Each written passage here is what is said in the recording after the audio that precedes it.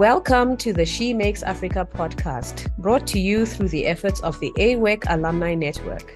Women's entrepreneurship is the lifeblood of Africa's growth, and our continent is leading worldwide, with women making up 58% of Africa's self-employed population. Entrepreneurship can also be lonely and expensive without access to finance, but women are rising above these challenges through collaborations.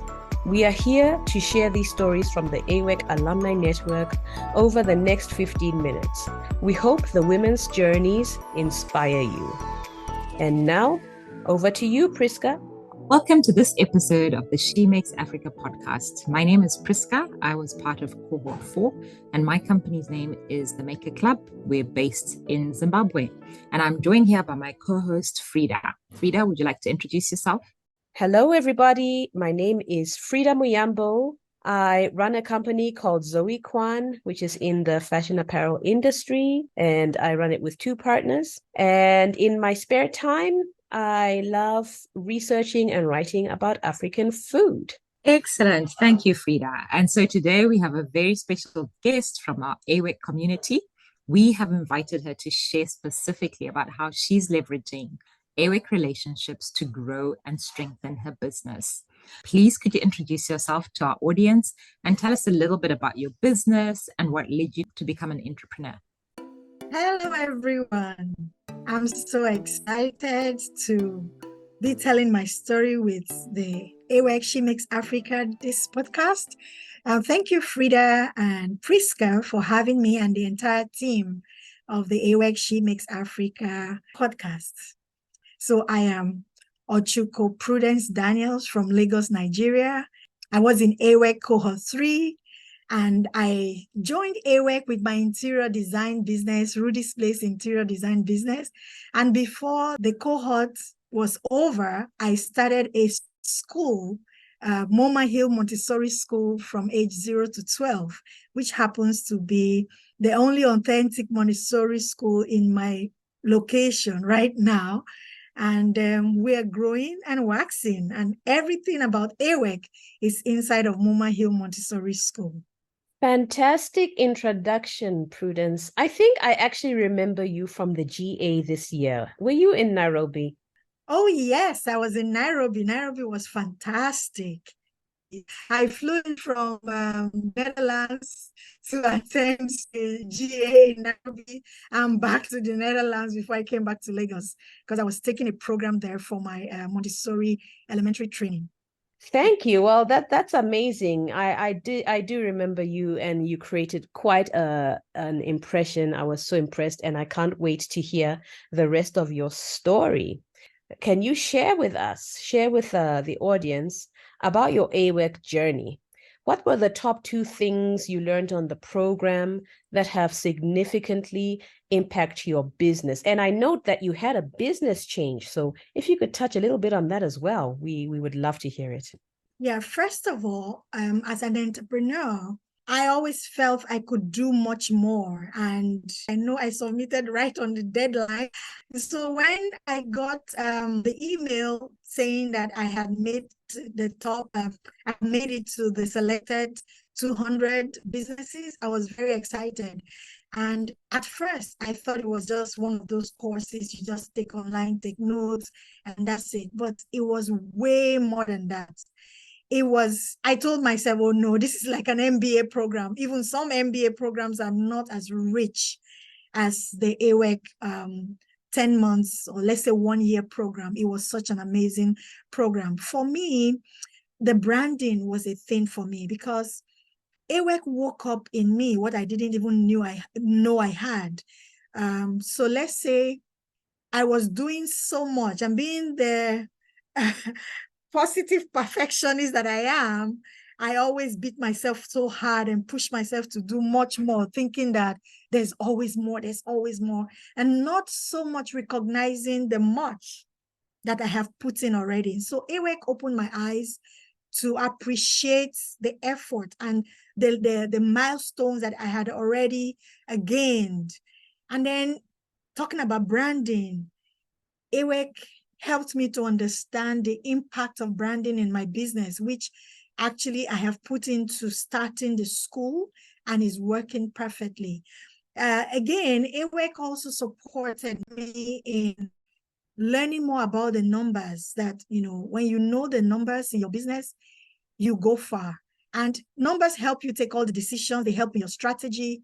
And so that for me was really a thing with the AWEC, helping me to identify the importance of branding and the importance of numbers, and also to appreciate. So I'm giving you three. You asked for two.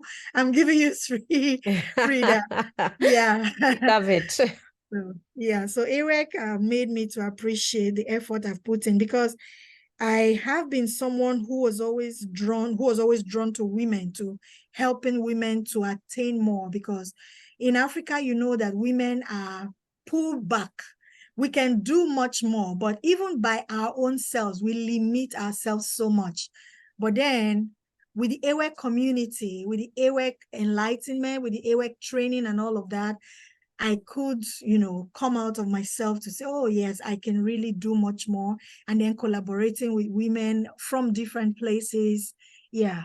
So going into a business thinking that we need to create more employment for people, AWEC made me do more of that and open my business for partnership.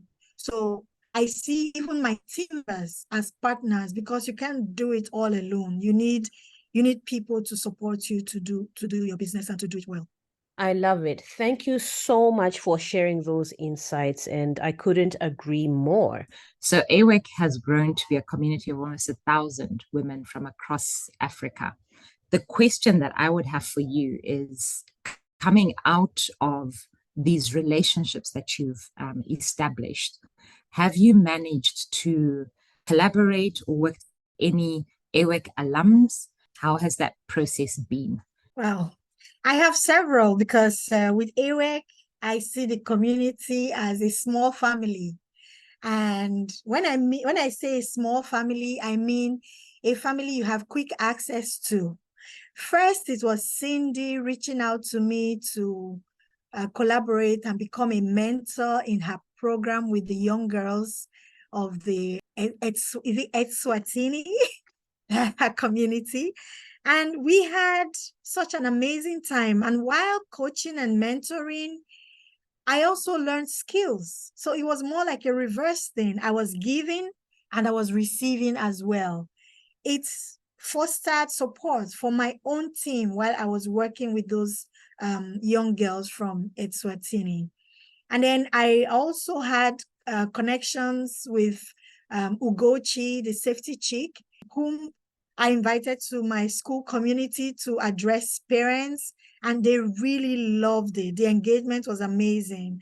And she taught us about safety with children, and the school community entirely gleaned from her high knowledge of safety with kids and as parents. Also, I collaborated with the lady with the restaurant in Ikoyi, Lagos, here in Nigeria. That's Zolene. It was just knock on the door and it opens. And that was it for me. I called her up and I said, oh, I have a meeting of, small family celebration. Can I use up your place? And it was amazing. And I think after then, some of even my own guests have gone to use the place after I have used her space. It was such an amazing experience to know that you have a small family, you can just knock on the door and then the door opens for you. Currently, I'm working with Kumbi's Music. We have, I think on the mainland in Lagos State, we are the only school that her music is serving on the mainland. She has most of our clientele on the island, but because of AWEC, we have Kumbi's Music in the mainland serving my school children at Momahill Montessori School. The experience with collaboration is so unique in the sense that you don't have to go into the tried and tested, like, okay, I want to check out this business to be sure they can deliver.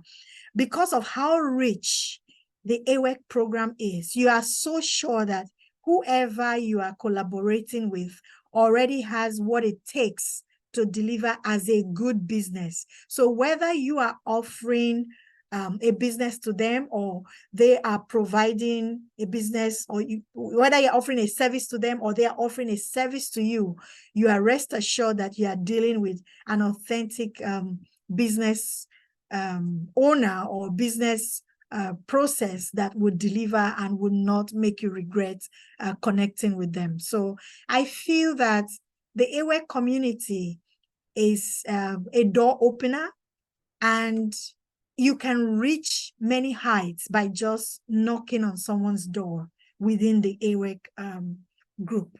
Amazing, amazing. And I love how you mentioned that, because my follow-up question was going to be, to ask you what the benefits were of collaborating with an AWEC sister. And I think you painted that picture quite well. So thank you so much for sharing that. And I heard some familiar names. I mean, Zolene is a natural collaborator. It's Yes. wonderful. It's wonderful to hear this. So we're looking forward to hearing a bit more. Maybe she can be a guest on our podcast soon. So, you have been involved in these collaborations, and you've obviously learned quite a bit from it.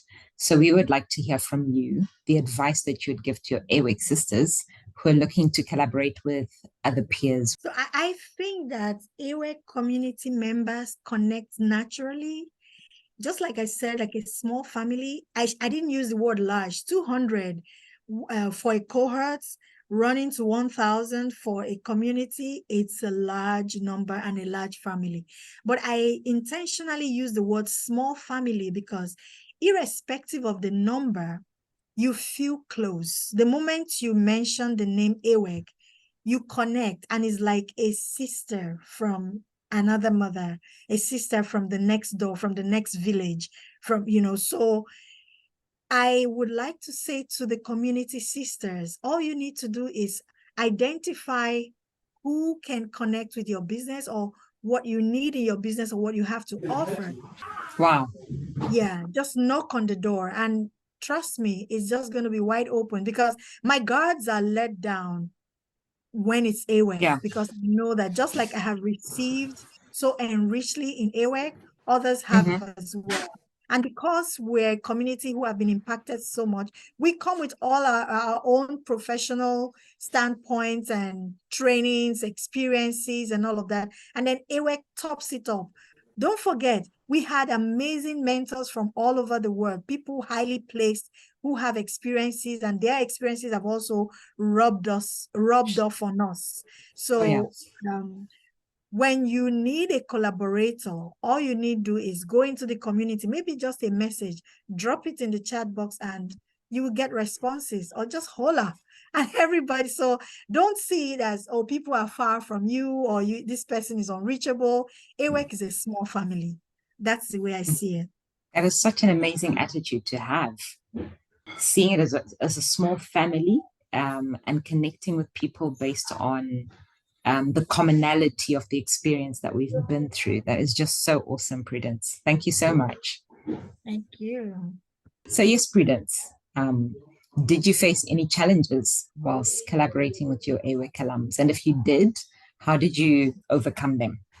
I wouldn't say I faced challenges. Maybe I should say it was more of the opposite, because I didn't encounter any challenge at all. It was more of a personally imposed challenges, which I have already said about in advising my AWEC sister to just reach out and go for what you want within the community. Sometimes it was more of fear of asking, like, oh, how can I reach out to this person? Just like I said, in a small community, a small family, just reach out and ask, and you find that people are open to you and ready to help. It was more of a self-imposed challenge. There was no challenge at all. Although when collaborating, I would rather say make sure your I's are dotted, your T's are crossed, document everything, and work with people with a clear mind. Just like it is said that you treat people the way you want to be treated, you should approach this with a lot of respect and a lot of professionalism. So that's more like, I didn't encounter challenges collaborating. I'm still collaborating. I'm still going to collaborate. I'm already speaking with one of our cohort, one of our alumni who is into furniture making. With my other business, we're thinking about joining production. Even Uche, Ivy League production, we have some collaboration of some sort, because I want to hand over some of my production to her, because I'm more in the school now, and to be able to receive production from her for my displays. So in collaborating, we just ensure that we have proper business ethics, the way we have been trained in the AWEC community. And that way, I don't think we'll have any problem with anybody.